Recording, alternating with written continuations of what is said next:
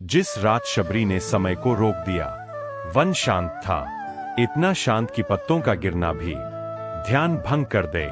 शबरी कुटिया के बाहर बैठी थी, आंखें बंद, हाथों में बेर नहीं थे। आज उसके हाथों में केवल प्रतीक्षा थी। युग बीत गए थे, ऋषि मतंग जा चुके थे, आश्रम उजड़ चुका था, पर शबरी अब भी वहीं थी। उस रात वन में एक अजीब हलचल हुई। हवा पीछे की ओर बहने लगी, चांद ठहर गया। समय स्वयं शबरी के सामने आ खड़ा हुआ। उसने कहा, माता, तुम्हारी प्रतीक्षा बहुत लंबी हो चुकी। राम आए, मिले, चले गए, अब तुम्हें मुक्त होना चाहिए।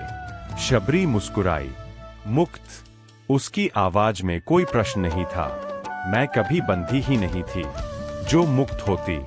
समय ने कहा, तुम चाहो तो स्वर्ग जा सकती हो, तुम्हारी भक्ति पूर्ण हो चुकी। शबरी ने धीरे से सिर हिलाया। भक्ति पूर्ण नहीं होती, वह तो बहती रहती है, सरयू की तरह। तो फिर तुम किसकी प्रतीक्षा कर रही हो? समय ने पूछा। शबरी ने आंखें खोलीं।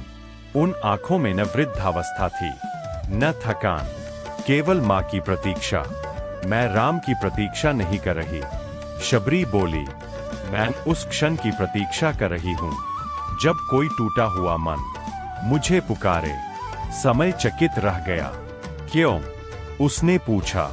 शबरी ने उत्तर दिया, क्योंकि जिस दिन कोई निराशात्मा यह माने कि उसे कोई नहीं चाहता, उसी दिन राम फिर आते हैं। समय मौन हो गया। वन फिर सांस लेने लगा।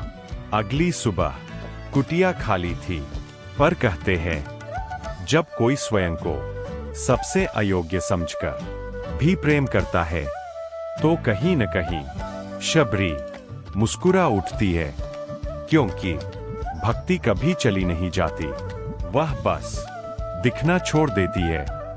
ऐसी और कहानी के लिए सब्सक्राइब करें।